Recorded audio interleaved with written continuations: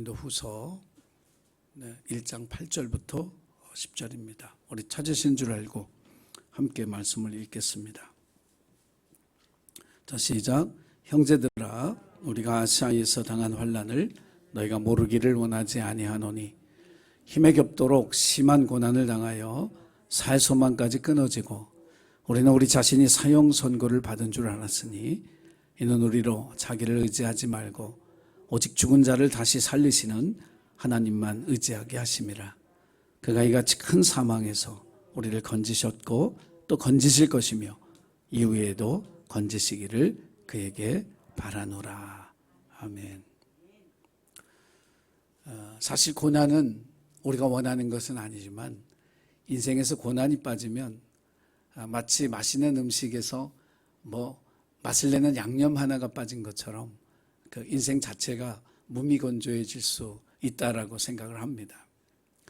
하나님이 이 세상을 이끌어 가시는 방법, 또 믿음의 사람들의 삶을 인도하시는 방법이 항상 평탄하고 평안한 길이 아니에요. 골짜기를 지나가게 하시고 산 꼭대기를 오르게 하시고 때로는 악을 골짜기와 같은 죽음의 골짜기를 걸어가게 하시는 것이 하나님의 인도하심인 줄로 믿습니다. 그럼에도 불구하고 하나님이 어려움 속에 우리를 두시는 이유가 뭘까? 그것은 우리를 연단하시는 거죠. 우리에게 쓸모없는 것들을 제하여 버리시기 위해서 하나님이 때때로 우리를 연단하실 때 여러분 그 연단 속에서 기뻐하며 감사하실 수 있기를 주의 이름으로 부탁을 드립니다. 제가 말씀을 드리면서도 제가 이렇게 웃는 거는 어려운 걸 알기 때문에 그렇습니다.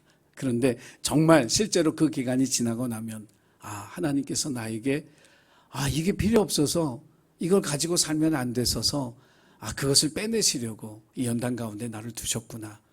하나님의 궁극적인 목적이 뭐예요? 우리 연단 속에 들어서 시험에 들게 만드는 게 아니잖아요. 사형 선고를 받아서 절망하게 만드는 게 아니라 하나님의 우리를 향하신 뜻은 뭐냐면 소망으로 인도하시는 거예요. 할렐루야. 소망 가운데 살게 하기 위해서 지금의 환난과 연단을 거치게 하시는 거예요.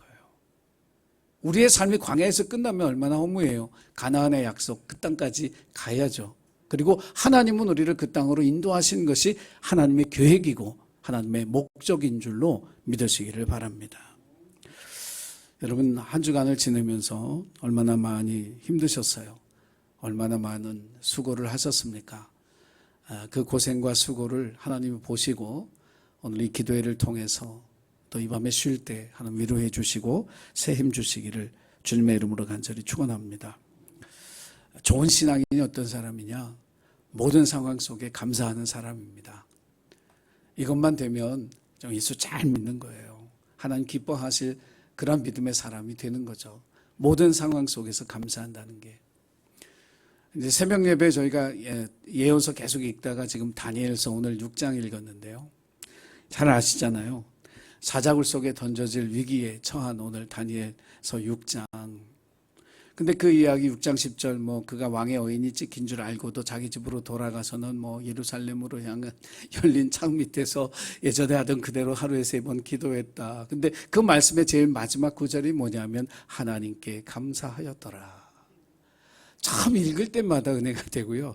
읽을 때마다 도전이 되고 읽을 때마다 위대한 믿음이다 하는 그런 생각이 들어요.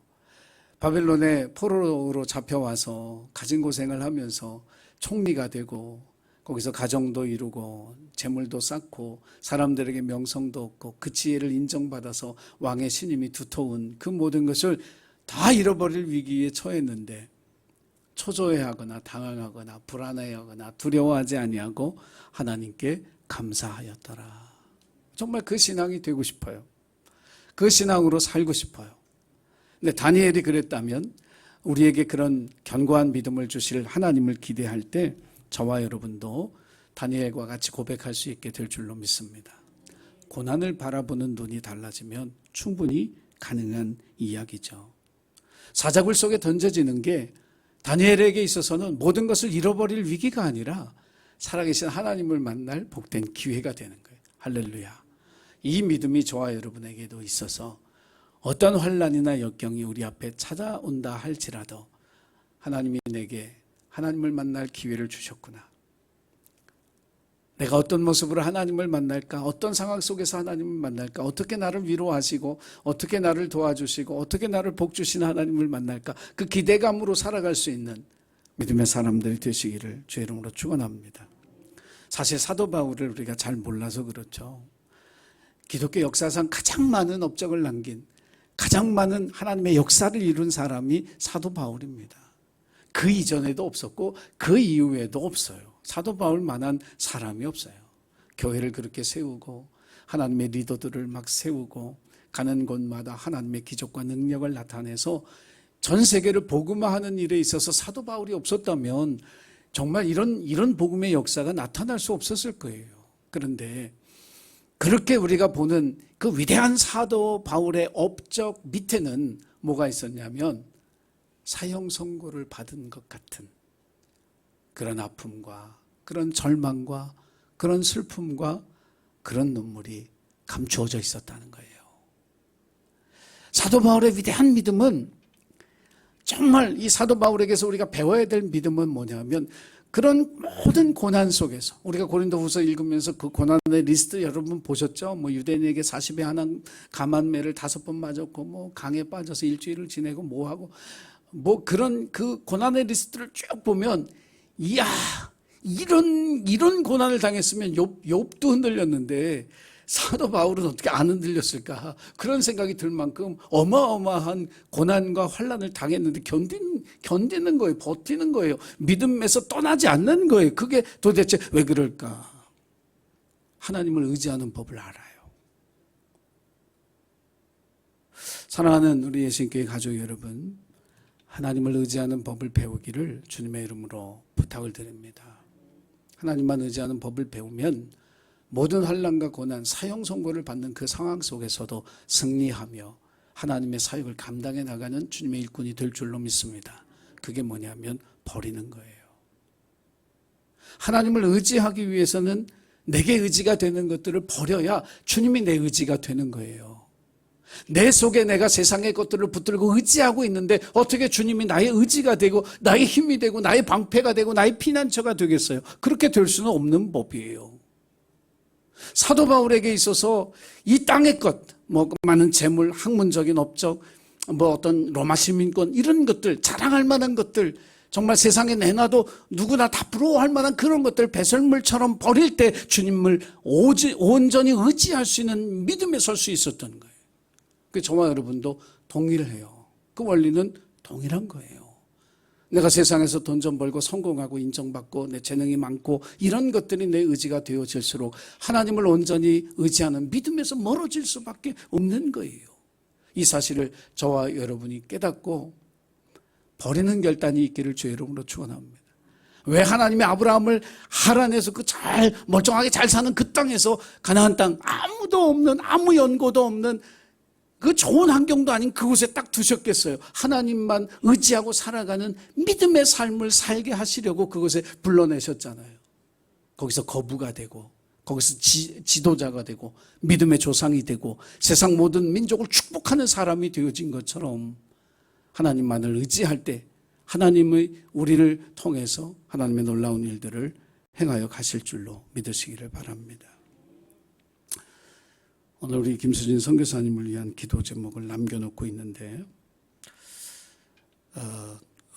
제가 이제 우리 카톡방에도 올렸지만 고린도후서 1장 9절 말씀을 적으셨잖아요. 그러니까 왜 이런 환난을 당하느냐? 죽은 자를 다시 살리시는 하나님만 의지하게 하려고 내게 이런 고난을 주셨다. 그 믿음의 고백이 헛된 고백이 아님을 믿습니다. 하나님이 그 고백을 들으시고 역사하시기를 간절히 원합니다. 우리에게 사형 선고와 같은 환난이 임했다 할지라도 죽은 자를 다시 살리시는 하나님만 의지하게 하려고 하시는 하나님의 계획의 일부임을 믿음으로 고백하며 나아갈 때 하나님의 놀라운 생명의 역사가 우리 선교사님에게 또 그 말씀을 믿는 저와 여러분의 삶 속에 이루어지게 되어질 줄로 믿습니다. 그 믿음으로 승리하는 또 함께 기도하는 그래서 살아계신 하나님께서 죽은 자를 다시 살리신 것처럼 그렇게 우리 선교사님을 치료하셨다고 고백할 수 있는 간증이 만들어지는 귀한 역사가 일어나게 되기를 주님의 이름으로 간절히 축원합니다. 기도하겠습니다. 살 소망까지 다 버리도록 사형 선고받은 그런 심정이 되었지만 하나님께서 그렇게 하신 이유는 죽은 자를 달리시는 하나님만 의지하게 하려 하심이라. 바울이 고백한 것처럼 우리도 인생을 살아가면서 사형 선고받은 그런 절망적인 순간에도 우리를 깊이 사랑하시고 우리를 깊이 돌보시고 죽은 자를 다시 살리신 것과 같이 하나님만 의지하게 하시려고 하는 하나님의 뜻을 깨닫고 믿음으로 승리하며 살아가는 우리 모두가 될 수 있도록 도와주옵소서. 주님, 주님만 바랄 뿐입니다. 우리 선교사님을 기억하시고 믿음의 고백대로 이루어지는 하나님의 역사가 있게 하여 주옵소서. 예수님의 이름으로 기도드리옵나이다. 아멘.